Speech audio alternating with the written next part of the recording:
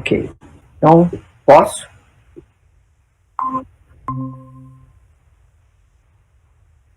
Ok. Bom dia a todos e todas, ou colegas que militam nessa área, principalmente os associados do Fortec e todos os que têm interesse na inovação.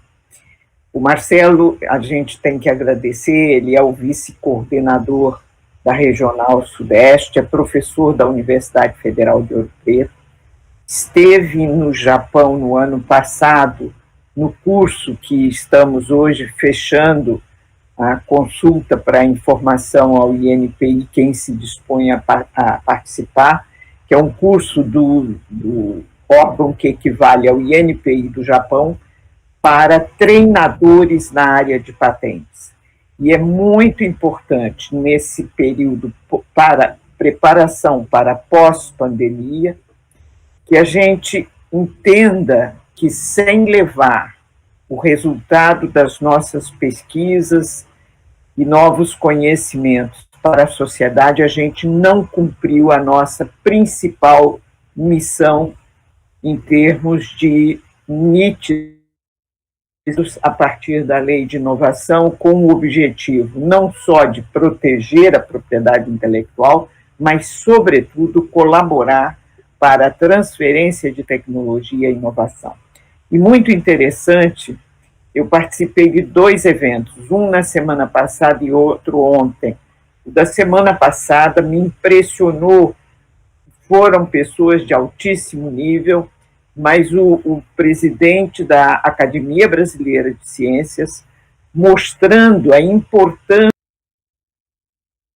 que pesquisa aplicada, já não dá mais para a gente saber onde termina a pesquisa aplicada e onde termina a acadêmica e começa a aplicada. E ele citou uns exemplos fantásticos. Eu acho que foi na reunião da MEI, da CNI, Movimento das Empresas Inovadoras, e ontem, numa reunião com a Embrapa, aí já numa interação da PUC-Rio, onde eu trabalho com a Embrapa, onde se falou exatamente isso, do escalonamento e do tempo que é necessário para levar alguma coisa da bancada para a planta piloto e o mercado.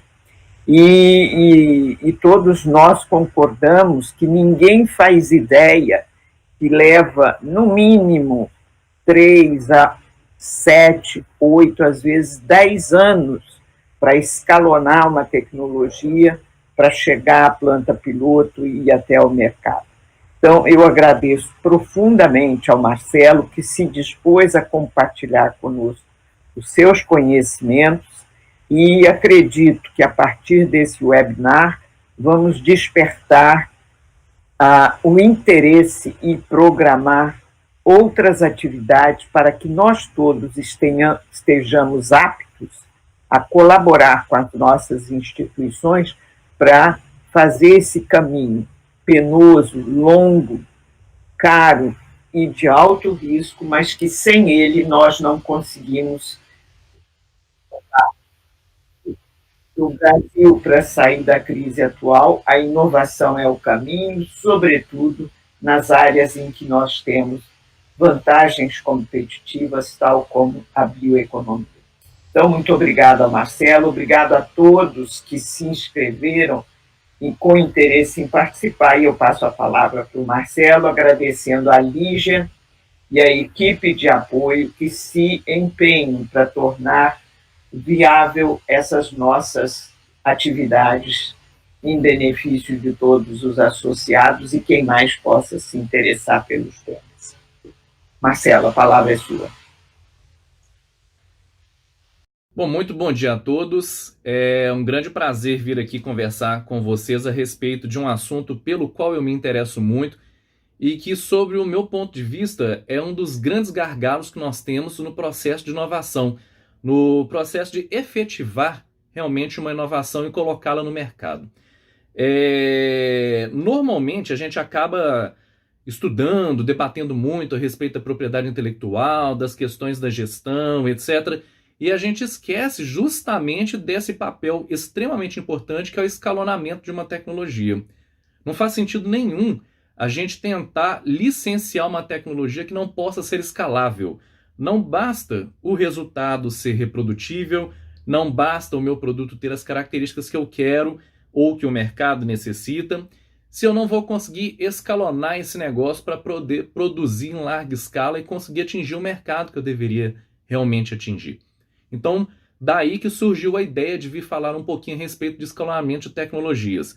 Meu nome é Marcelo Speziale, eu sou professor na Universidade Federal de Ouro Preto, no Departamento de Química, e eu também sou vice-coordenador do Fortec Sudeste. Só que, paralelamente a isso, eu agrego como membro do Instituto Nacional de Ciência e Tecnologia Midas, que é um INCT justamente focado na produção de tecnologias com aplicação imediata, e a respeito do nosso trabalho lá no INCT Midas e um subgrupo de trabalho que a gente deu o nome de Praxis, que nós viemos desenvolvendo ao longo do tempo alguns estudos a respeito de escalonamento de tecnologia e algumas técnicas ou algumas respostas que a gente precisa buscar para poder escalonar a tecnologia e aproximar as nossas coisas de laboratório ao mercado. Pois bem, a gente fala muito a respeito de ciência, tecnologia e inovação. E eu tenho várias pessoas conhecidas que sempre falam: ah, Marcelo, eu trabalho com inovação, eu gosto de trabalhar com inovação. Tudo bem, mas você faz inovação? Faço. Quantos produtos você já colocou no mercado? Quantos processos estão no mercado? Bom, nenhum, eu estou tentando. Bom, então, efetivamente, você não tem uma inovação. Você tem um projeto de tecnologia aplicada, alguma coisa, e que pode gerar uma inovação futura. Como bem disse um colega meu uma vez, e assim como é definido também pela OCDE, pela Lei Brasileira de Inovação, inovação ela precisa atingir o mercado, a tecnologia precisa atingir o mercado para que seja realmente qualificada como inovação. Ao contrário, a gente vai ter, na verdade, uma tecnologia que pode ser aplicada, isso não é problema nenhum, ou a gente pode ter a ciência básica. A ciência básica ela é um estudo mais fenomenológico, ela não se preocupa em obter um produto ou desenvolver um processo com uma aplicação imediata no mercado, mas ela está muito direcionada ao entendimento dos mecanismos de reação, como que eu vou fazer para poder obter uma determinada substância, quais são as características dessa substância, enfim, isso pode ter uma aplicação futura em tecnologia, sim. Então a ciência básica é tão importante quanto a ciência aplicada. Só que para chegar à inovação, a gente vai ter que trabalhar especificamente com a ciência aplicada, que tem uma inspiração na ciência básica, eventualmente vai gerar uma nova tecnologia, que é o que a gente mais procura, né? E no final desse ciclo produtivo, nós vamos ter efetivamente a inovação. Se eu falo inovação, eu acho que um nome em nível mundial que a gente não pode deixar de falar é o do professor Robert Langer, do MIT. Ele tem um currículo bastante modesto, aproximadamente 1.500 artigos publicados, quase 1.400 patentes dentre as depositadas e concedidas, e daí ele tem 400 patentes licenciadas ou sublicenciadas. Ou seja, 30% do que ele produz de tecnologia já está para chegar ou já está no mercado. Qual que é a receita de sucesso do professor Langer lá no MIT e de uma série de colegas deles também que tem esse mesmo ritmo de produção tecnológica? Aqui no Brasil, infelizmente, a gente acaba trabalhando como um artigo científico sendo o produto primário das nossas pesquisas de laboratório. E, eventualmente, quando é possível, a gente faz um depósito de patente. Com esse depósito de patente, a gente tenta almejar, em alguns casos, colocar essa tecnologia no mercado, efetivamente, através de um licenciamento dessa tecnologia, através de uma parceria, etc. Lá no MIT, não. No laboratório do professor Langer, o primeiro objetivo de uma pesquisa científica é transformá-la em tecnologia e colocá-la no mercado. Isso é o foco da pesquisa. O subproduto dessa pesquisa é o artigo científico. Ou seja, a partir da implementação de uma tecnologia para gerar uma inovação, eu também consigo gerar artigos científicos, formar recursos humanos, formar os meus alunos entre mestres, doutores e pós-doutores, publicar os artigos científicos e ter os níveis que eu preciso ter.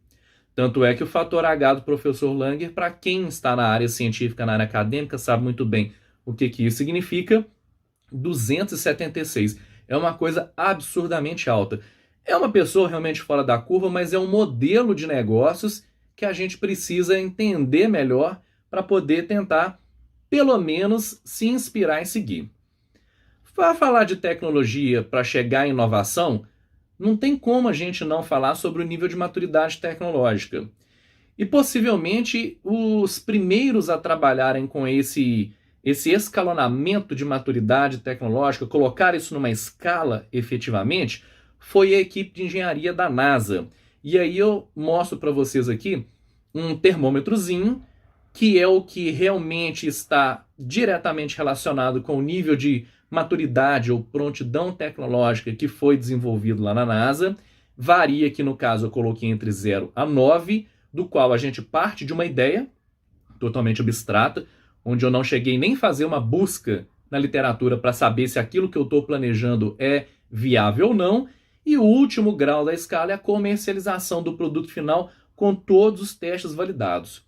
Se a gente chega nesse ponto, é o pote de ouro, porque realmente é o sonho de todo gestor de tecnologia. Colocar um produto que está na bancada hoje no mercado e que esse mercado aceite efetivamente essa nossa tecnologia, ou, se for dentro da estratégia do Oceano Vermelho ou do Oceano Azul, a gente cria um novo mercado para a nossa tecnologia.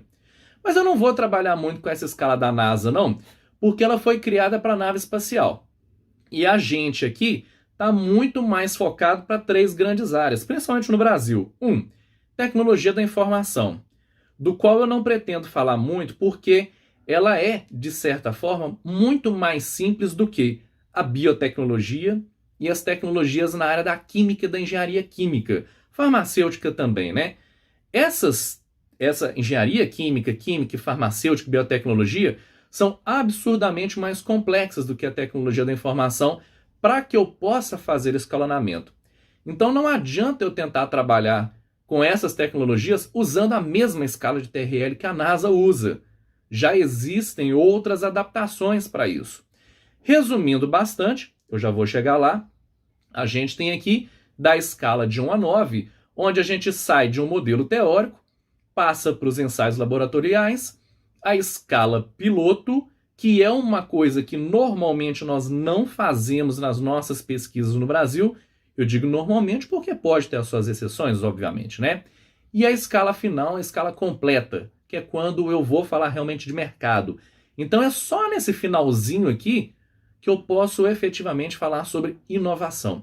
Antes disso, é um projeto de tecnologia aplicado a uma determinada área produtiva. E quando eu falo de escalonamento, eu estou justamente trabalhando dentro dessa faixa aqui, dos ensaios laboratoriais até a minha escala piloto. E aí, eu pretendo apresentar para vocês um pouquinho dessa escala adaptada para a química e para a área farmacêutica, porém eu quero chamar a atenção para isso aqui.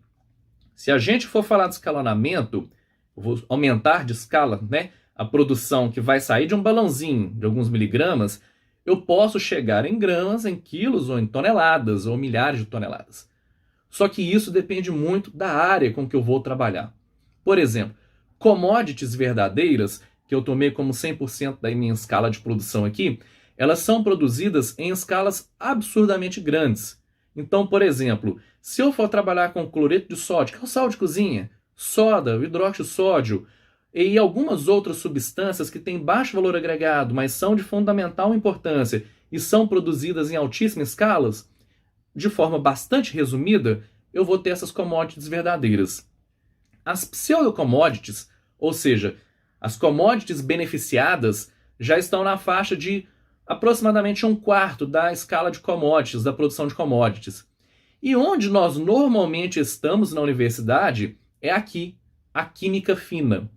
Os produtos que nós fazemos nos nossos laboratórios, as funcionalizações que nós temos da nossa matéria-prima nacional importada, nesse momento não interessa, gerando produtos inéditos, gerando artigo científico em alguns casos gerando patentes também, nós estamos na química fina.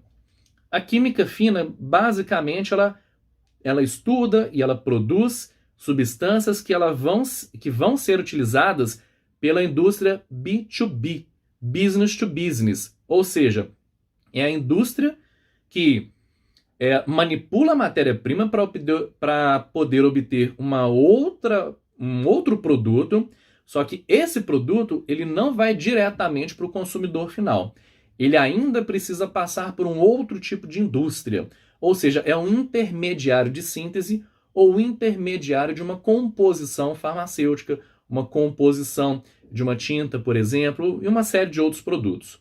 É onde nós mais trabalhamos nos laboratórios de pesquisa em química e biotecnologia, principalmente no Brasil. E a química de especialidade, que já é uma coisa com um preço muito mais elevado, ela produz também em quantidades muito menores. Por quê? Já são os produtos que eu vou colocar diretamente em contato com o meu consumidor final. A indústria que vai se beneficiar da química de especialidades é a B2C, ou Business to Consumer, que é negócios para o consumidor final.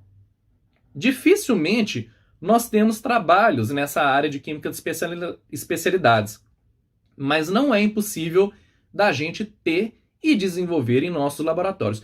Principalmente o pessoal que trabalha na área de farmacotécnica e biotecnologia, que já está almejando chegar ao medicamento, a um produto final. Isso é só para a gente ter uma ideia a respeito de escala. Se eu estou falando que eu vou produzir óleo essencial, milhares de toneladas por mês, é razoável. Agora, se eu estou falando que eu vou produzir, por exemplo, nanotubos de carbono, gramas ou no máximo poucos quilogramas por mês, já é uma escala absurdamente grande quando eu falo em escala industrial. Daí eu tenho que ter isso em noção para ver como que eu vou fazer a gestão desse escalonamento. Desse lado direito, eu coloquei a TRL adaptada para a área de produtos químicos. É um trabalho que foi publicado por um professor da Universidade Técnica de Berlim. Tá aí a referência para quem quiser consultar.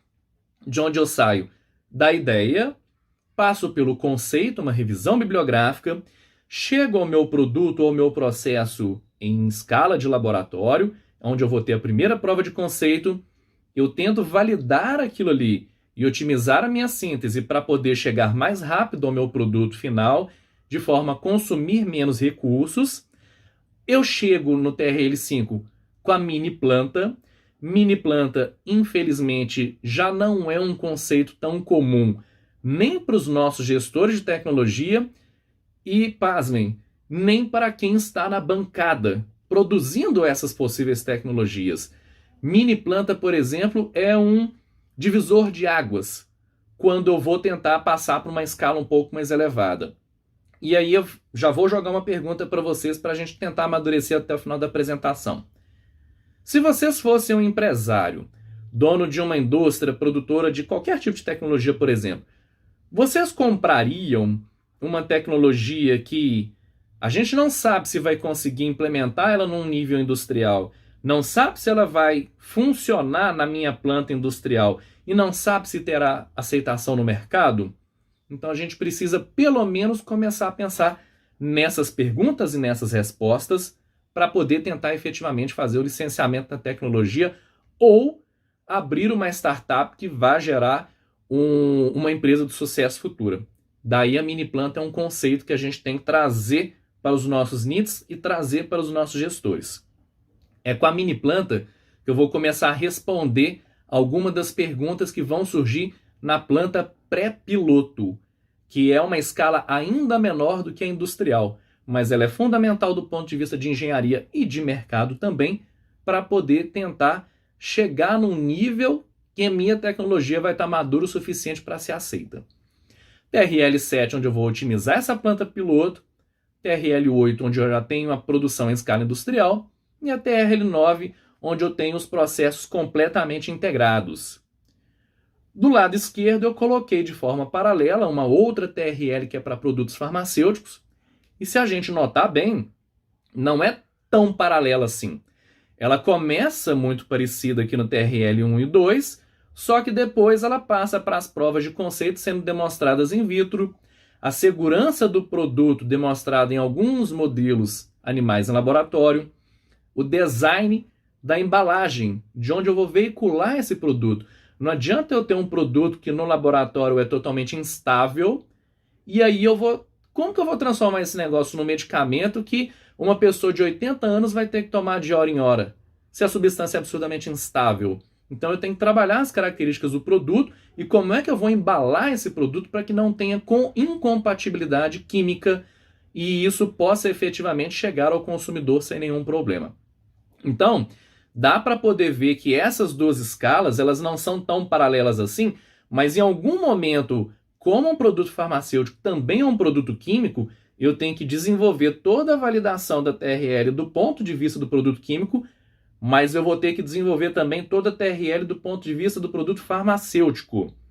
E existem vários outros RLs, que eu não vou abordar com vocês aqui agora, mas vocês podem procurar na bibliografia dos livros publicados pelo Prof. Nietzsche, que há alguma informação a respeito de outros RLs que são extremamente importantes também, e eu acho que vale a pena todo mundo que trabalha com gestão de inovação tecnológica e com escalonamento, que é uma bibliografia extremamente importante para ser consultada. No nosso trabalho, basicamente, a gente tentou simplificar um pouquinho dessa escala de TRL para ficar um pouco mais dinâmico, e a gente transformou nessas 4 POCs, que são 4 provas de conceito. Primeiro a gente tem a prova de conceito no nível da pesquisa, que é aquilo que eu já falei que a gente obtém em laboratório, isso normalmente a gente já faz. Eu tenho a POC 2, a prova de conceito 2, em que eu vou desenvolver o meu procedimento todo, mas focando nas características do produto. Eu preciso caracterizar da melhor forma possível o meu produto. Daí eu vou começar a analisar também a questão de eu fazer a proteção da propriedade intelectual ou não. Muito embora a gente focou nessas 2 POCs, essa faixinha de propriedade intelectual, isso tem que ser muito bem estudado, porque alguns setores tecnológicos exigem que a propriedade intelectual seja protegida em nível de maturidade mais elevado. E isso vai depender também do parceiro que a gente tiver na nossa pesquisa. Então, muito embora esteja aqui, muita parcimônia na hora de considerar quando fazer a proteção à propriedade intelectual. No POC 3, a gente já tem o desenvolvimento com foco no processo, porque o produto já estando bem conhecido, bem caracterizado, eu vou ter que trabalhar nas variáveis do processo para escalonar isso para um nível mais elevado e, eventualmente, colocar isso numa planta industrial e fazer funcionar também na planta industrial. Para que, por fim, na POC 4, eu tenho o desenvolvimento efetivo da planta piloto. Daí, para as coisas darem errado, existe a possibilidade de dar errado também, mas para ela dar errado, a chance já é mínima, comparada quando a gente está nas primeiras POCs. Eu tenho um determinado momento em que eu vou ter que trabalhar as características das operações unitárias da escala pré-industrial, daí eu vou precisar de um engenheiro para me ajudar nisso, e vou tentar trabalhar também com as agências reguladoras, porque se o meu produto não estiver de acordo com o que a agência exige, eu não vou conseguir comercializar isso naquele determinado local.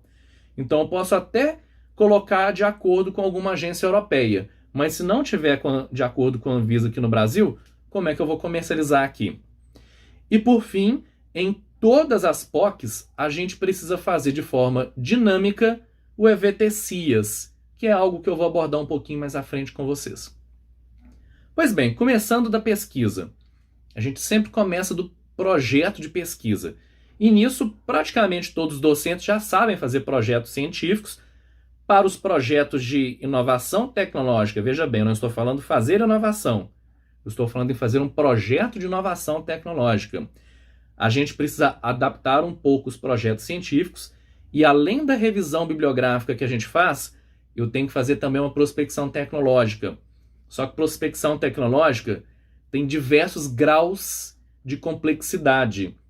A gente pode simplesmente ir na literatura de artigos e patentes e verificar o que tem e o que não tem, ou passar por um grau mais elevado e fazer uma busca muito mais sofisticada, usando Big Data, usando bancos de dados com grandes volumes de informação para poder tentar mapear o ambiente em que aquela tecnologia que eu pretendo desenvolver está envolvido. Daí eu vou usar uma ferramenta chamada de patentometria. Eu não vou entrar em detalhes dessa patentometria aqui agora, mas eu só vou mostrar algumas porque são muitas, das possibilidades que a gente pode ter fazendo essa análise de Big Data de patentes, através da técnica de prospecção tecnológica. A gente pode ter a série temporal e verificar como essa tecnologia se desenvolve ao longo dos anos, para ver se realmente é algo interessante de ser trabalhado, ou se já é uma tecnologia considerada como obsoleta. Eu vou ver os mercados de proteção, quem são os principais depositantes, e eu vou traduzir isso como principais players, que podem ser os meus concorrentes ou podem ser os meus parceiros. Quais são as principais áreas técnicas, quais são os centros que produzem essas tecnologias, onde essas tecnologias estão sendo produzidas mundo afora. As patentes, de certa forma, por um conceito da OMP, de patentes triádicas, são patentes que estão depositadas ao mesmo tempo nos escritórios de patentes mais importantes do mundo. Ninguém faria um depósito lá, ao mesmo tempo nessas três, se não tiver realmente um sentido para isso. Até porque não é pouco recurso que se investe nesse momento. Eu posso ver a atratividade do mercado com a diferença entre os depósitos feitos por residentes e por estrangeiros e quem são efetivamente os principais players. Eu posso fazer nuvens de palavras para poder verificar qual que é a repetitibilidade de determinados termos, porque se aquele termo está sendo muito repetido, porque ele tem alguma importância, analisando em termos estatísticos. Eu posso verificar maturidade tecnológica, eu posso construir uma coisa chamada de curva S, que é uma metodologia extremamente interessante para poder ver o nível de desenvolvimento e também atrelar com a maturidade da tecnologia. Eu posso ver a série temporal da especialização tecnológica, a série temporal para os principais players, a matriz de correlação dos depositantes com a especialização tecnológica, enfim, dá para fazer uma série de coisas. Esses indicadores aí, por exemplo, eu gosto de chamar bastante atenção porque eles foram desenvolvidos por um professor alemão chamado de Holger Ernst, e é bem interessante porque ele monitora os competidores de determinadas áreas tecnológicas, usando a patentometria, prospecção tecnológica. A gente consegue medir, por exemplo, a atividade patentária, o compartilhamento das empresas com as suas tecnologias, a ênfase dessas empresas, a ênfase que essas empresas dão para determinadas áreas em P&D, intensidade de cooperação, o compartilhamento também através de uma outra metodologia de análise, o escopo tecnológico, o escopo internacional, a frequência da citação dessas patentes, o indicador dependente dos outros, que é a qualidade média das patentes que essas empresas produzem, a força dessas patentes, outro índice de compartilhamento de tecnologias e o compartilhamento relativo de tecnologias. Isso é apenas uma amostra grátis daquilo que é possível fazer com a patentometria, ok?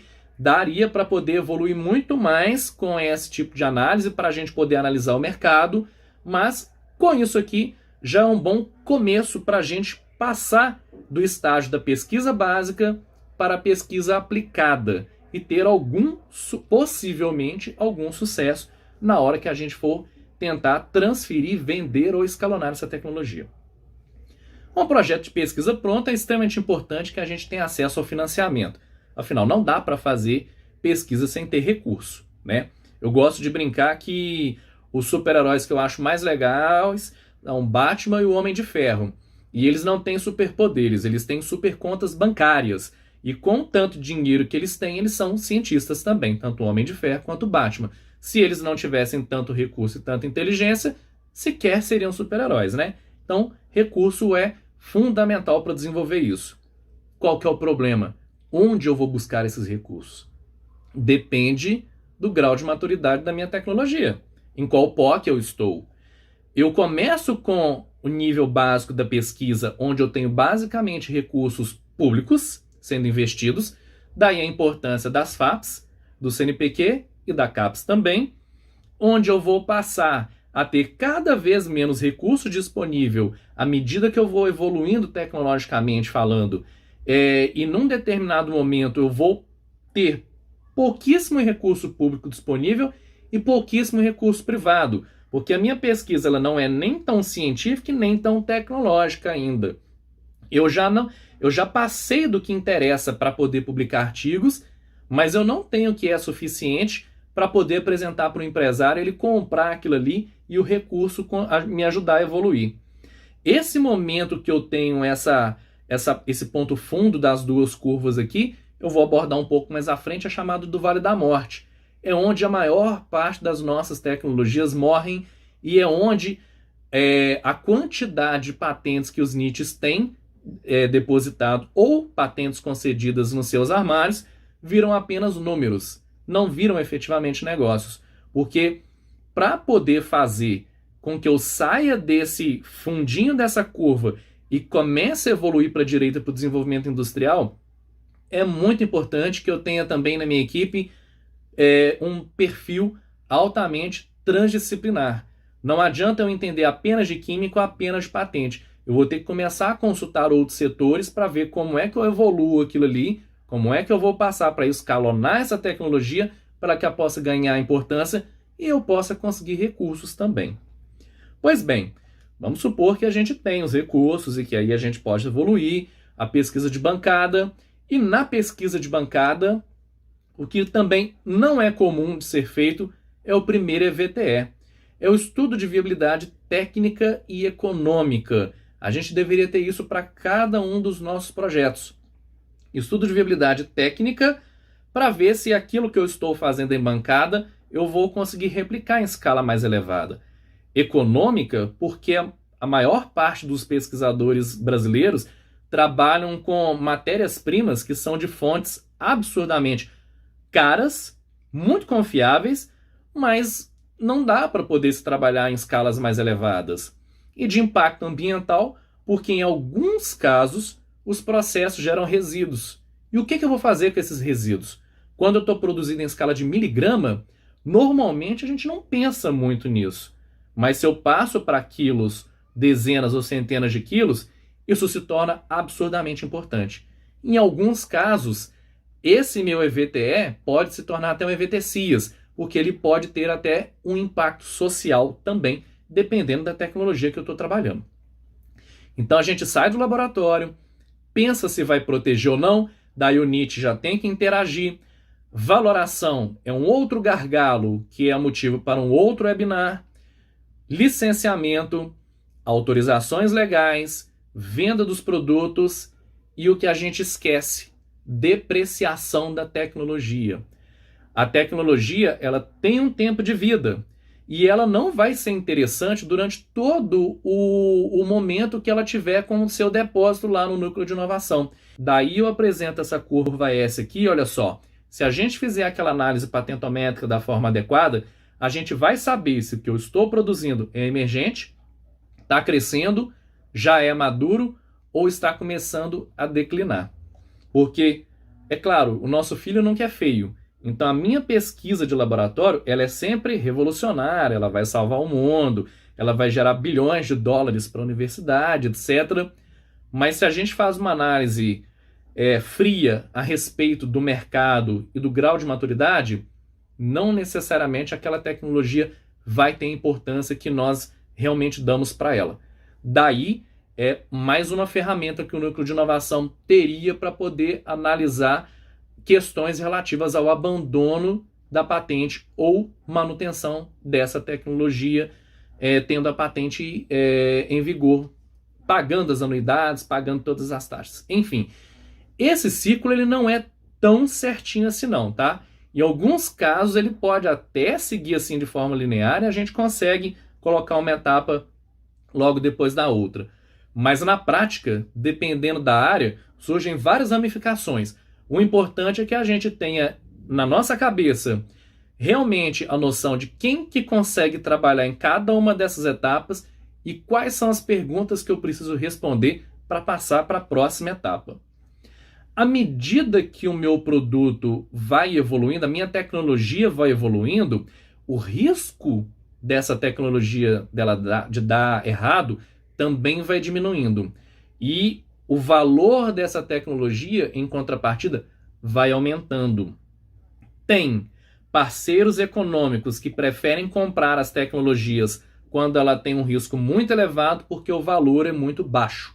Daí ele consegue investir em várias. E se uma dá certo, possivelmente essa que deu certo paga as que deram errado. Porém, há outros parceiros que preferem investir em tecnologias mais maduras porque a chance dela dar certo é muito maior. O outro lado disso é que o valor também dessa tecnologia vai ser muito mais elevado.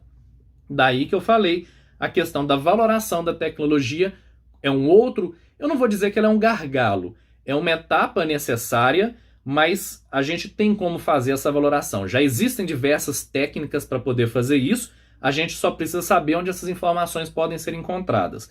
Agora, para evoluir a minha tecnologia, é que a gente precisa dar mais uma especial atenção que normalmente nós não estamos dando. Por isso a gente não chega nem na etapa de valorar a tecnologia. Eu preciso fazer a busca por parceiros comerciais e potenciais clientes desde o início da concepção da minha tecnologia, porque senão eu vou estar trabalhando numa coisa que supostamente tem mercado, eu acredito que tenha mercado, porque eu li num artigo científico que tem mercado, quando na verdade isso não tem.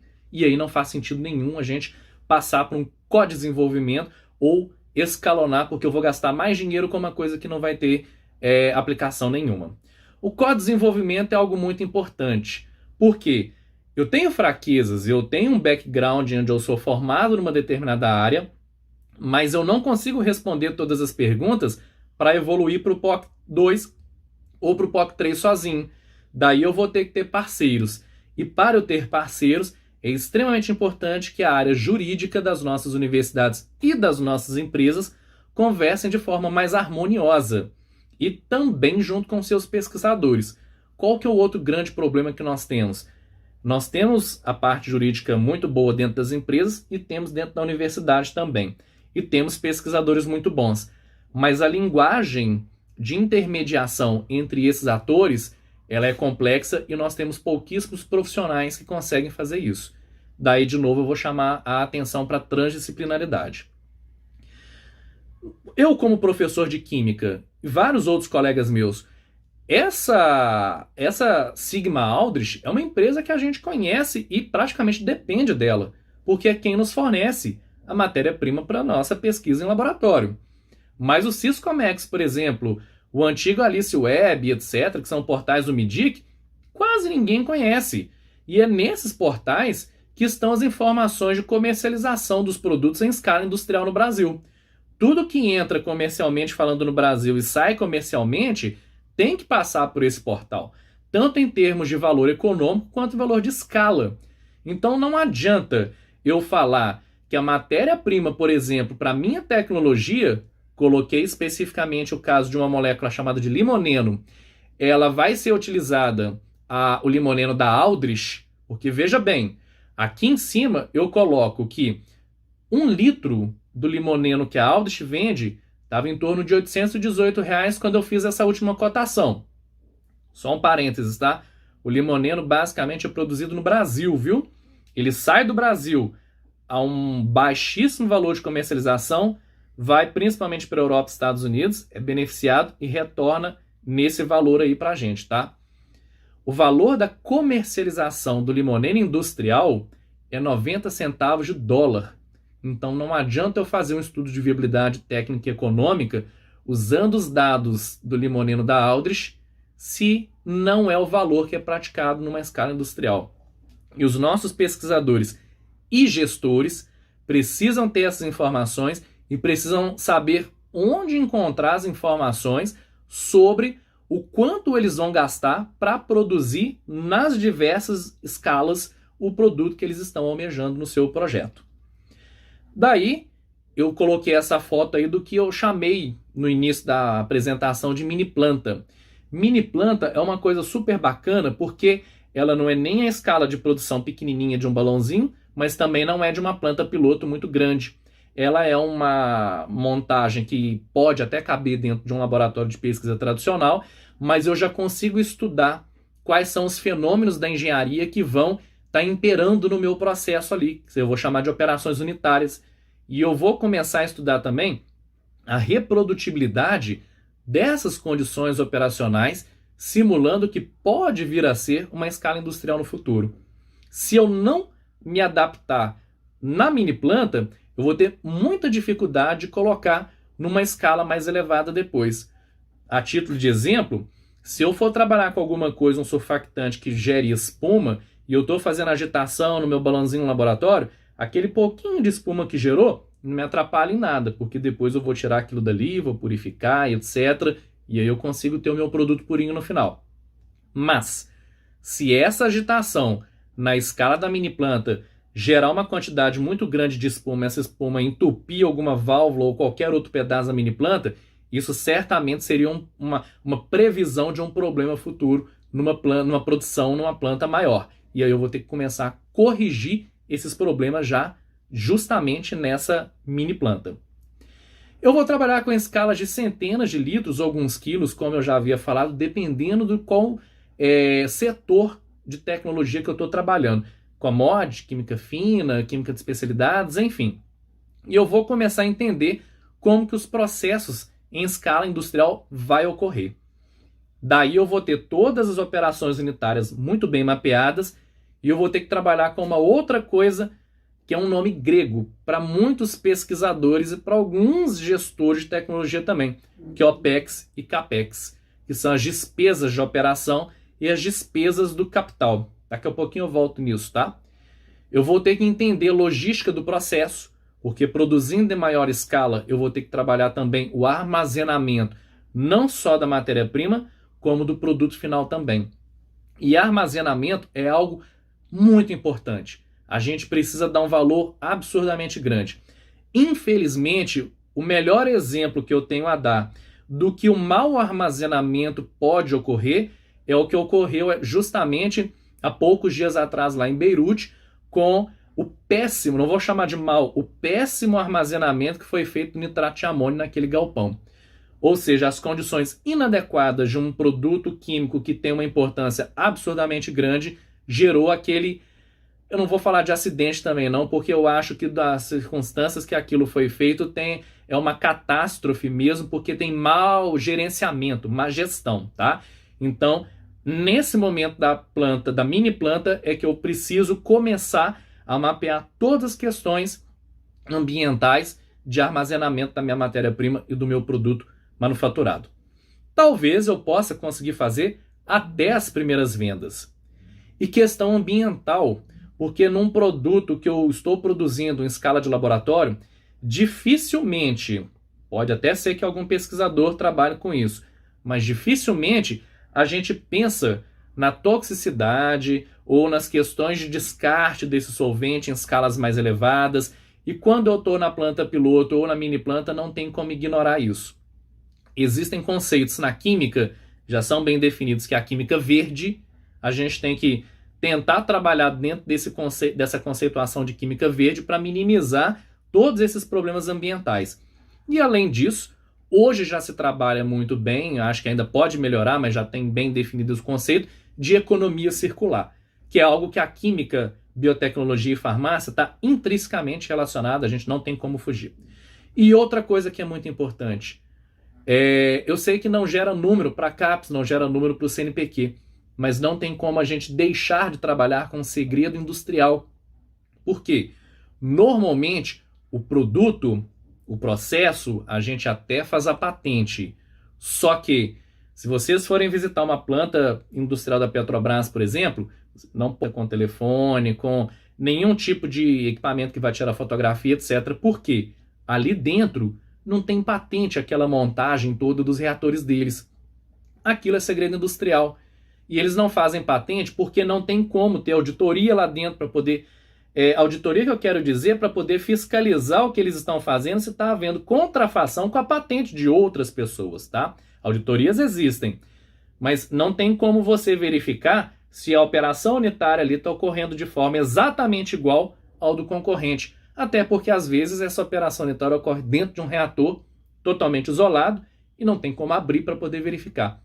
Então, o desenvolvimento de ferramentas para se trabalhar com segredo industrial é absurdamente importante, principalmente nessas etapas Se não existe o segredo do processo, não existe o segredo do produto, certamente da planta piloto ou da planta industrial, a gente vai ter que começar a pensar a respeito disso. Daí, trabalhando essas coisas, nós vamos ter do POC 1 ao POC 4.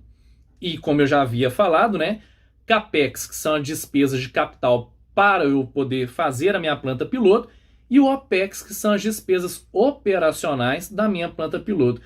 E é um exercício interessante que a gente normalmente não faz, porque no laboratório eu compro reagente, eu compro vidraria, eu compro todos os insumos, equipamentos, às vezes até coisas para fazer análise. Em alguns casos eu penso na bolsa ou no salário das pessoas que estão operando ali. Mas dificilmente a gente, como pesquisador, faz conta de quanto de água estamos gastando, de quanto de energia elétrica nós estamos gastando, a internet, etc. E isso teria que ser feito para que a gente entenda como que o OPEX vai funcionar, porque se eu não tiver a noção de um custo completo da minha planta piloto ou da mini planta, dificilmente eu vou ter noção do quanto que vai custar para fazer a operação numa escala industrial. E daí as coisas começam a dar errado em sequência. Bom, vou contar para vocês rapidamente a história desse pesquisador pouquíssimo conhecido, né? O Fleming, que foi um dos responsáveis pela descoberta da penicilina. Ele não foi responsável, como a gente vai ver, pelo desenvolvimento da penicilina como nós conhecemos hoje. Há quase 100 anos atrás, em 1928 aproximadamente, o Fleming estava interessado em replicar algumas culturas bacterianas, de certa forma estimulado por uma busca na literatura que ele havia feito anteriormente. Quando ele retornou de um feriado, ele verificou que uma dessas culturas tinha crescido algum tipo de coisa, um crescimento microbiano, que impediu que as colônias bacterianas que ele estava estudando crescessem. O que normalmente a gente acaba fazendo, né, por hábito, depois de um feriado ao voltar para o laboratório, é dar seguimento nos nossos trabalhos, limpar as coisas que estavam desarrumadas. Só que o Fleming não. Ele conseguiu perceber, a partir de um suposto desleixo, eu digo suposto porque ficou lá ao longo do final de semana, uma determinada quantidade de colônia de bactéria não cresceu, ele pode perceber que havia alguma coisa diferente ali.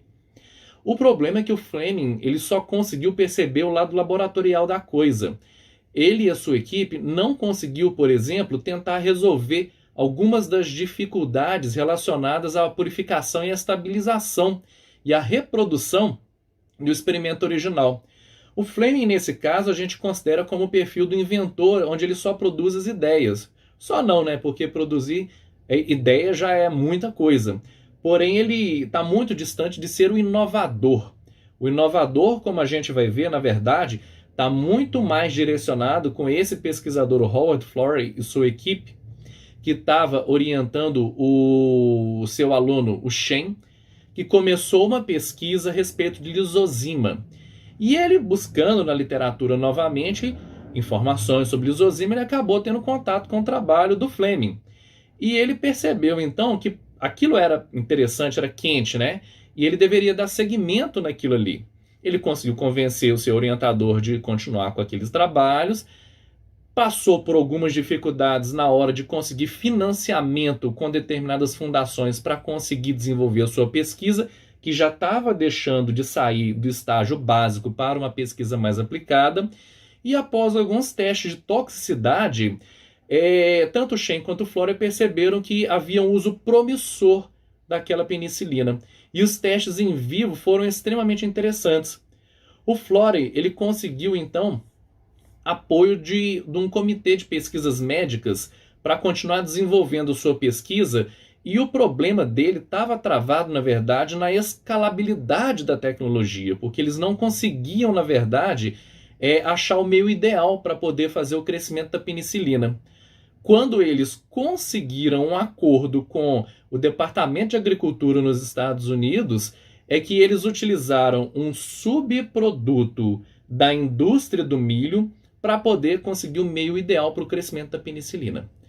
E esse problema relacionado à cultura e ao baixo rendimento só foi resolvido quando houve uma parceria com algumas empresas, por exemplo, a Pfizer, em que eles trabalharam juntos para poder desenvolver um tipo de fermentação submersa, de modo que com a agitação do sistema, os problemas, como eu já havia falado anteriormente, do escalonamento da planta piloto, etc., pudessem ser resolvidos. Ou seja, o Fleming foi o cara que descobriu aquela parte da ciência que se tornou tecnologia, e a equipe do Flora e do Shen foram aqueles que enfrentaram as barreiras para tornar essa parte científica numa parte tecnológica e conseguissem realmente inovar, alterando alguns parâmetros da obtenção da penicilina através da utilização de um meio de cultura diferenciado com auxílio do subproduto da indústria do milho e com auxílio de uma empresa privada, no caso, não necessariamente precisaria ser privada, mas com auxílio de uma empresa ou do setor produtivo, é que ele conseguiu resolver o problema da fermentação submersa, problema do rendimento. A partir daí, então, a gente pode falar que a penicilina foi inovada, o que tivemos realmente a inovação com a penicilina. Bem, vamos pensar a respeito de alguns fatos rápidos que a gente, como gestor de tecnologia, ou mesmo como cara que está na bancada desenvolvendo a tecnologia ou desenvolvendo a ciência, tem que pensar. Patentes. A validade dessas patentes ela é territorial. Então eu vou ter que saber onde que eu vou proteger essa minha tecnologia. Eu tenho que ter em conta que pela legislação atual, a patente tem duração de 20 anos. E quanto tempo eu vou levar para poder efetivamente escalonar minha tecnologia até ao ponto que ela fique madura o suficiente e que possa interessar o mercado? Eu tenho que pensar na proteção do meu produto, do meu processo de obtenção desse produto e do uso desse produto. E quando eu faço um depósito de patente ou quando eu escrevo uma patente, eu tenho que pensar, por exemplo, como que o meu concorrente faria para poder destruir as informações que estão ali na minha patente, fazer o que eu faço, às vezes até fazer melhor do que eu, porque ele se inspirou no texto que estava escrito ali, e ele não vai me pagar royalties porque ele achou furos na minha patente.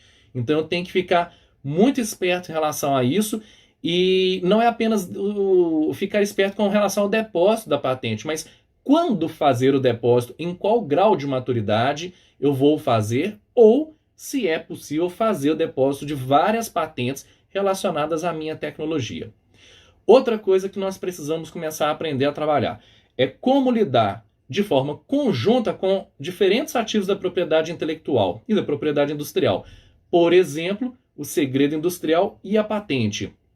Eu tenho que ter a noção do que já existe no estado da técnica, para eu poder ver o que eu posso ou o que eu não posso fazer e ter também o cuidado de ter a liberdade de operação para poder continuar trabalhando com a minha tecnologia, de forma que assim eu não fira o direito de outro só pelo fato de eu desconhecer a existência de uma tecnologia protegida. Eu tenho que ter a noção do que é um produto mínimo viável, porque não faz sentido eu ter um produto se ele está muito distante disso que a gente chama de MVP, porque certamente ele não vai apresentar as características econômicas ou ambientais necessárias para eu poder colocar essa minha tecnologia no mercado futuro. E, finalmente, a respeito do desenvolvimento da planta piloto, que já é um dos últimos estágios de maturidade da minha tecnologia, eu estou falando aqui da prova de conceito 4, da POC 4, né? Onde eu tenho que desenvolver o projeto conceitual, e aí eu vou ter que conhecer todas as informações a respeito das operações unitárias, dos tipos de equipamentos que eu vou utilizar, enfim, de todos os detalhes que eu vou precisar conhecer para que eu possa dar seguimento para entrar depois no projeto básico. Eu vou ter que analisar o número e a complexidade dessas operações, o rendimento da minha reação e a otimização desse rendimento, quais resíduos estão sendo gerados e como, de preferência, tratar esses resíduos, a toxicidade de todas as substâncias que estão envolvidas no meu processo, a disponibilidade para eu poder adquirir e como que eu vou conseguir adquirir essas matérias-primas, quais são os meus fornecedores, como eles vão mandar, qual vai ser a logística para esses fornecedores enviar a matéria-prima até onde eu estou, que tipo de equipamento que eu vou precisar, e esses equipamentos normalmente eles não estão prontos, eu vou ter que mandar construir esses equipamentos. Quais são as restrições do meu processo? Restrições legais, as regulamentações das agências, as restrições de ambiental, de localidade, a toxicidade, o controle das grandezas fixas, os prazos que eu preciso praticar para poder entregar para o meu cliente, o espaço físico necessário para poder desenvolver essa minha tecnologia, quanto tempo e como e onde que eu vou montar minha fabricação da planta piloto, quais equipamentos que vão ser necessários. O projeto básico, onde eu vou ter os dados técnicos dos insumos e dos equipamentos. E, por fim, o mais detalhado de todos é o projeto executivo, onde eu vou ter o cronograma com compra de materiais, equipamentos, insumos e uma série de outros dados com total especificação daquilo que eu vou utilizar. Eu apresento para vocês aqui, eu peço desculpa àqueles que conhecem outros laboratórios de escalonamento, mas por conveniência eu acabei colocando os que eu tenho uma maior proximidade, seja geográfica ou através do meu network pessoal, em que eu coloquei especificamente aqui, por exemplo, esse gráfico que mostra que no início nós saímos da ideia, que é aquilo que a gente havia conversado anteriormente, né? Passamos por um protótipo. Em alguns casos, esse protótipo seria desenvolvido até mesmo em incubadoras de empresas ou incubadoras de tecnologias. E aí nós temos aqui o CT Nano, que já é um centro de tecnologia de reconhecimento nacional e até internacional na produção de nanotubos de carbono e tecnologias de grafite. A Biotech Town, que desenvolve e acelera tecnologias da áreas da saúde, áreas da vida. O Instituto Senai de Inovação, o Senai Cimatec, a Biominas em Belo Horizonte também, e o Escaleb, que é um dos nossos parceiros que trabalha justamente nessa parte do escalonamento da tecnologia. No caso, eles trabalham não só com a parte da engenharia, do cálculo de reatores, como também nesse desenvolvimento de modelos de negócios, EVTCIAs, estudos de mercado e tentando responder as perguntas que a gente precisa conhecer e ter as respostas para passar para as próximas etapas. E por fim, onde nós vamos ter o investimento dos capitais semente para chegar até onde a gente realmente quer, né? Que é com os grandes investidores e as nossas tecnologias no mercado. Certamente, a minha dica, né? Se a gente conseguir passar com o menor número de curativos, ou se a gente conseguir passar com o menor número de feridas pelo Vale da Morte, a chance da nossa tecnologia dar certo, ela aumenta exponencialmente. O grande problema é que a gente vive nos nossos laboratórios dentro do Vale da Morte. Eu, como pesquisador e como gestor de tecnologia, tenho que trabalhar especificamente como vencer esse Vale da Morte. Vencido esse vale, aí a gente já consegue, eu não vou dizer facilitar, mas amenizar um pouco as dificuldades de se colocar uma tecnologia no mercado. Então fica a dica para a gente poder dar muita atenção justamente nesse estágio aí. E apenas uma brincadeira aqui para mostrar para vocês, né? Porque eu gosto de cerveja, eu gosto de fabricar cerveja também. Se você quiser saber um pouco mais sobre escalonamento, uma forma bastante interessante de começar a conhecer isso é montando uma planta piloto, uma planta pré-piloto de produção de cerveja em casa, que acho que hoje é uma febre nacional e é uma coisa boa, né? Que veio para ficar, porque assim a gente aumenta a variabilidade também de cervejas disponíveis. Só que é uma brincadeira que a gente faz em casa produzindo cerveja para nós mesmos ou para os nossos amigos, mas que tem exatamente todos os elementos necessários que eu preciso para conhecer como se funciona uma planta piloto. Eu começo com panelas no meu fogão, passo para essa escala de planta piloto com reatores comerciais que precisam ser construídos e já precisam passar por todas aquelas etapas do plano conceitual, do plano de desenvolvimento e do plano executivo que eu havia falado, para poder chegar nessa planta industrial assim. Eu agradeço muito ao convite de vocês, peço desculpas por não aprofundar mais nos detalhes desse assunto, porque eu acho que daria para poder fazer um curso bastante extenso, só que infelizmente o nosso tempo no webinar ele é bastante curto. Eu deixo como convite para vocês poderem conhecer um pouco do nosso livro, está disponível nesses dois sites. Um é o site do Escaleb, que é o nosso parceiro para o escalonamento, e o outro é a Wilinka, que é um parceiro já clássico do Fortec, um parceiro também do nosso INCT. Esse aí é o pessoal que está envolvido nesses processos de escalonamento, no nosso grupo de estudos, o Praxis, e também está no INCT, sobre a orientação do professor Rochelle, o Vinícius, a Marcela, o Elimar, a Lorena e a Priscila. Meu muito obrigado a todos, e agora, caso alguém tenha alguma dúvida, eu estou disponível para poder responder as dúvidas de vocês. Muito obrigado. Marcela, muito obrigado. Grande a sua apresentação.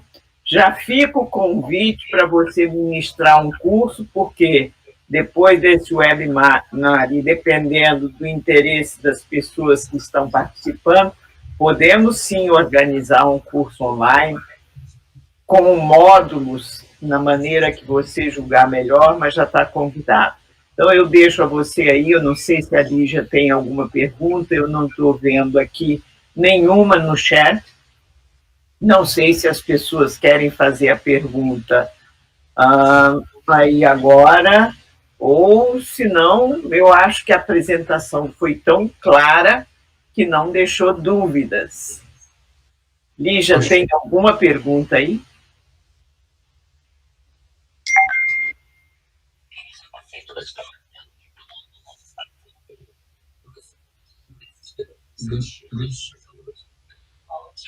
Deixa eu abrir aqui, Lígia, porque eu não olhei pelo WhatsApp, mas eu vou olhar. O Shirley, será um prazer, tá? Se precisar de um curso maior, porque o webinar, na verdade, é uma propaganda.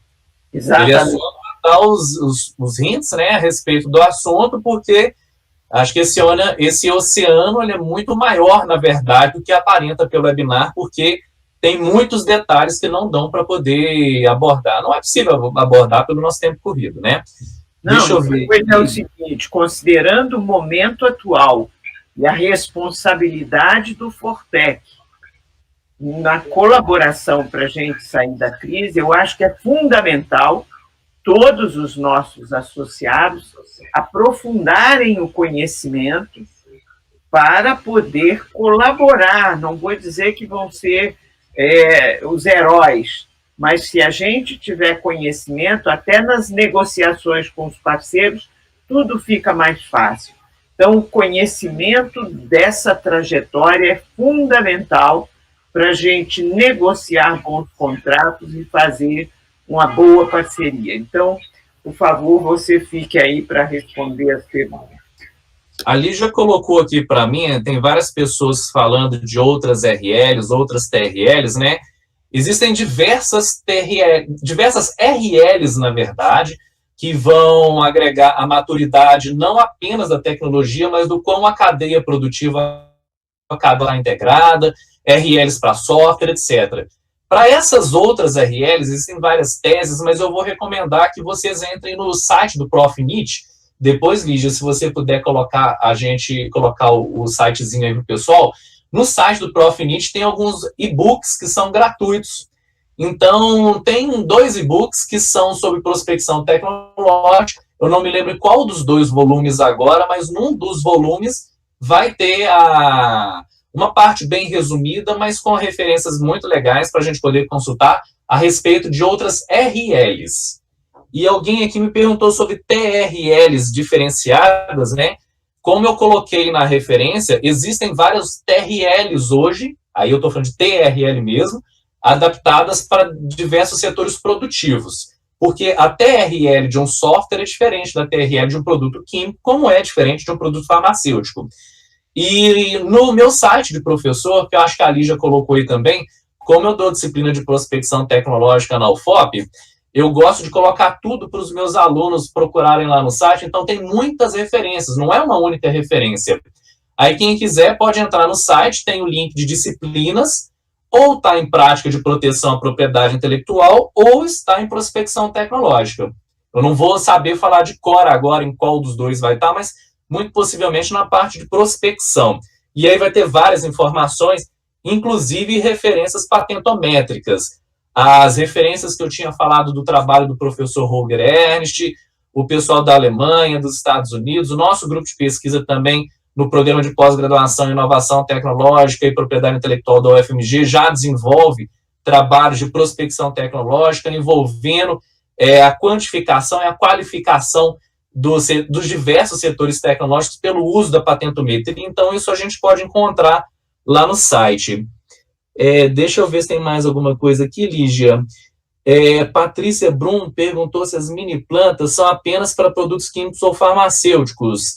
Não, Patrícia, mini planta, como eu disse, eu mesmo fiquei surpreso, tá? Quando eu vi uma mini planta pela primeira vez. E não foi aqui, foi, na verdade, num laboratório na Alemanha, e depois eu vi que lá fora já está muito bem desenvolvida essa questão da mini planta, e aqui a gente tem alguns exemplos, mas não é uma regra geral. A mini planta, na verdade, é uma simulação daquilo que vai vir a ser uma planta industrial ou uma planta piloto. Só que você não faz uma planta piloto, uma planta industrial, não vai gastar tempo e recurso fazendo isso se não funcionar na escala de mini planta. Então, não é apenas para poder produzir produtos químicos. Se eu for pensar, por exemplo, na montagem, vamos supor, na montagem de equipamento eletrônico, eu posso ter uma escala reduzida para poder fazer essa montagem, no qual eu vou estudar todos os processos de otimização dessa montagem. Se eu não conseguir otimizar na mini planta, dificilmente eu vou conseguir otimizar numa escala maior.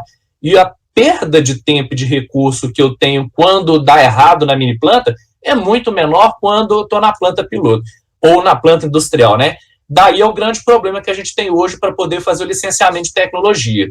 Se a gente não tem a noção de como que a tecnologia vai se comportar numa escala maior, dificilmente o empresário vai se interessar, porque a chance daquilo dar errado é muito grande. Não é porque gerou vários artigos ou várias teses que aquilo vai ter uma aplicação comercial real, ou que aquilo vai ter uma reprodutibilidade em escala ou uma aceitação pelas agências de regulação. Então, a gente começa nessa fase de mini planta para poder ter todo o conhecimento a respeito do meu produto e do meu processo. Tem um pessoal falando aqui a respeito de curso de valoração. Eu vou deixar isso para a Lígia. Dá para a gente poder fazer um webinar? Eu acho que, na verdade, para valoração não chega nem a ser um webinar, teria que ser um mini curso mesmo. Ou apresentar de forma resumida num webinar, né? Só que eu tenho as ferramentas de valoração, só que eu não gosto de falar sobre valoração sozinho. Eu sempre falo que eu já tenho uma trajetória muito grande a respeito de propriedade intelectual, já estudei bastante na parte do direito, etc., mas eu não dou um passo sem um advogado, do mesmo jeito que para a valoração, eu tenho todas as ferramentas, eu tenho uma planilha de Excel que eu trouxe do Japão prontinha, onde a gente põe os dados. A matemática para se trabalhar a valoração ela é absurdamente simples, mas a fonte para conseguir esses dados é complexa. Então, eu precisaria de ter um economista ou alguém da área contábil junto comigo, e eu acho que juntos dá para poder trabalhar um mini curso bem bacana. Não, eu vou falar agora. Marcelo, me permite, então, complementar o que você disse. E eu tenho uma frase que eu ouvi num treinamento sobre valoração e que, para mim, é fundamental. Sem informação de qualidade, não adianta o melhor método de valoração. O que nós precisamos buscar para fazer uma avaliação da tecnologia e depois valorá-la são informações de qualidade. E é tão complexo esse assunto que nós já temos um curso online elaborado pelo técnico, enfim, o professor José Luiz Soiero, que deu o curso no 12º Fortec, realizado no Rio de Janeiro, e teve uma avaliação tão alta. Agora, é um curso que vai ser dado em módulos, ele está pronto e provavelmente vai ser oferecido em outubro ou novembro. Nós estamos vendo aí o calendário, provavelmente em outubro, porque ele já é uma preparação para o nosso 14º encontro do Fortec, que vai ser em dezembro, na primeira semana, de 7 a 11. Então, o Soiero, a nosso pedido, ele transformou aquele curso, que em geral ele dá em 2 dias, ou num dia de tempo integral, mas muito pesado, em módulos que vão ser oferecidos, eu acho que em 6 horas, mas a pessoa vai poder trabalhar de acordo com o seu ritmo, vai ter exercícios, está prontinho, ele já mandou para nós, e agora nós vamos só ver aí no calendário para fazer uma boa divulgação e oferecer o curso. Então, podem ficar tranquilos que o Fortec já tem esse curso na programação para este ano. Perfeito, Sheila, mas me facilita a vida, inclusive. Lígia, tem mais alguma coisa? Vocês querem encerrar? Como é?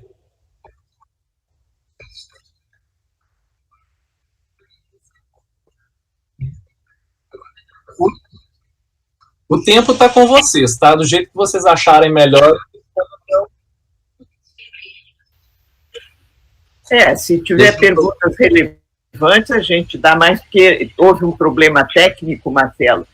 Então, na verdade, em vez de começar a 10 em ponto, a gente começou 10:12, por aí, e nós estamos 11:17, então estamos em 1 hora à vontade aí para responder o que você julgar. Ah, tá, ok.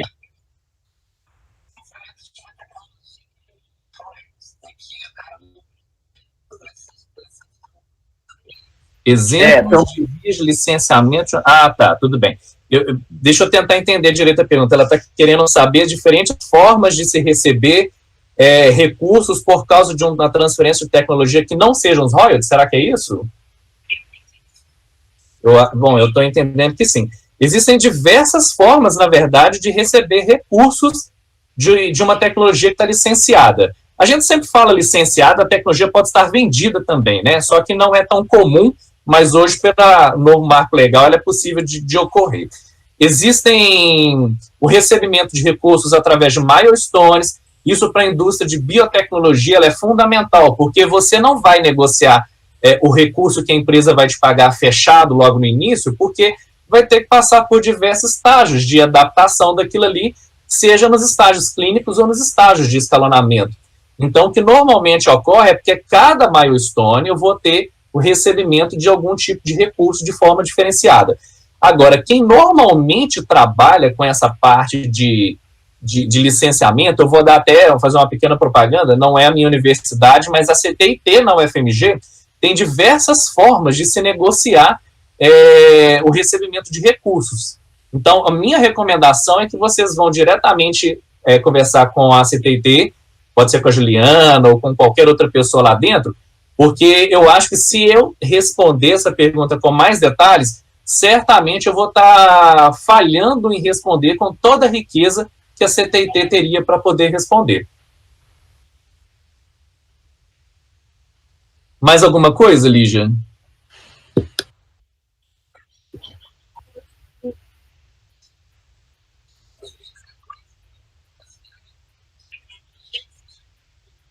Como chegar aos pesquisadores? Bom, peraí, como é que é? É difícil? Ah, tá. Olha, é realmente muito difícil, tá, de estimar um curso de pesquisa, mas eu, por exemplo, tento trabalhar diretamente na base. Eu dei aula de metodologia científica durante alguns anos e eu fazia com que os meus alunos de pós-graduação, do início do curso, na verdade, me colocassem no projeto deles de pesquisa, um projeto tradicional de mestrado, por exemplo, o quanto custaria para desenvolver aquela pesquisa. E não é uma coisa muito comum, mas fora daqui é super normal, porque, por exemplo, quando eu trabalhei na Alemanha, quando eu estava fazendo doutorado, fiz um sanduíche lá, a gente tinha um cartão, como se fosse um cartão de crédito, e todo tipo de equipamento que a gente fosse utilizar, tinha que passar o cartão, a nossa senha do laboratório, para poder acessar por hora ou por número de vezes, e qualquer reagente, qualquer coisa, eu tinha que comprar também no meu departamento. Então, aquilo ia sendo descontado de uma conta. Então, não é porque eu tinha acesso direto a um determinado equipamento que aquilo sairia de graça. Como no Brasil a gente tem normalmente os equipamentos dentro dos nossos laboratórios, a gente acaba tendo a ilusão de que isso é gratuito, mas não é. Então, a gente deveria, para qualquer projeto, estimar o quanto é o custo desse projeto, não só com os insumos, o material consumido, mas o CAPEX e o OPEX. Então, se você tem acesso a um determinado equipamento, vou falar, me perdoe pelos palavrões químicos, né, mas se você tem acesso a um equipamento de ressonância magnética nuclear, que normalmente você vai lá e faz de graça, você deveria procurar saber quanto é a hora ou a análise desse equipamento, para que no seu projeto fosse previsto, previsão não é 100% de certeza, mas fosse previsto quantas análises de ressonância magnética você faria, daí então você começar a estimar o quanto que você gastaria para poder fazer aquela análise. E isso eu faço com os meus alunos para todas as análises que eles fazem. Então eles terminam com um projeto onde eles apresentam: esse mestrado custará, hipoteticamente, claro, né, 200 mil reais. Esse mestrado custará 150 mil reais. Tendo esses valores conhecidos, fica mais fácil a gente trabalhar as outras etapas de escalonamento. Então, a minha recomendação é que fosse feita desde o início da pesquisa, ou desde o início do projeto, o detalhamento de todos os cursos. Obviamente, os pesquisadores eles são muito direcionados pelo que a CAPES, o CNPq e as FAPES mandam, né? Mas isso seria um excelente exercício para a gente poder fazer os projetos executivos no momento que a gente fosse não só escalonar, mas licenciar a tecnologia também. Perfeito. Bom, vou complementar essas informações, Marcelo, como quem negocia. Além dos custos diretos da pesquisa, é muito importante você avaliar os custos indiretos ou indivisíveis, quanto de água, de energia, de capacidade de computação você utilizou, porque isso fica diluído nos custos totais da universidade. Outra coisa fundamental, eu não vou entrar em avaliação e valoração, mas esse é um dos elementos, que é o fluxo de caixa descontado, ele se baseia muito nessa ideia de quanto custou. A outra coisa que você leva em conta é a expectativa de mercado e outras coisas. Mas tem uma coisa fundamental que a gente negocia, sobretudo com empresas, inclusive em parceria, é saber quanto vale o conhecimento acumulado pela instituição, seja a universidade, centro de pesquisa, e que vai ser colocado à disposição da empresa parceira para colocar aquela tecnologia em funcionamento. Porque não é só o conteúdo da patente que a gente vai licenciar. Sem o know-how acumulado pela universidade, aquilo não vai funcionar. Então, é por isso que a valoração e a avaliação, primeiro e depois a valoração, são extremamente complexos, porque há uma gama extraordinária de informações que, quanto mais acuradas elas forem, quanto melhor a qualidade da informação, melhor vai ser a sua avaliação e a valoração. Agora, existe uma coisa que não é para desanimar ninguém. Na verdade, num licenciamento ou numa comercialização, é muito importante a gente saber quanto é que o seu cliente está disposto a pagar. Porque se você estabeleceu um valor e ele não estiver disposto a pagar, não tem negócio. Então, há uma coisa que eu já pratiquei e é interessante, uma das boas práticas, é você estabelecer, como você disse, marcos, né? Se você tiver no desenvolvimento da implantação dessa tecnologia para ir para o mercado uma expectativa de uma margem de 10%, margem, eu estou falando em linguagem contábil, você me dá 2% de royalties. Se a sua margem for de 20%, você me dá 2,5%. Se for acima de 40%, você me dá 3%, 4% ou 5%. Ou seja, temos que ser flexíveis, olhando não só o que custou e o valor do conhecimento agregado, mas aquilo que o mercado está disposto a pagar por aquele produto ou processo.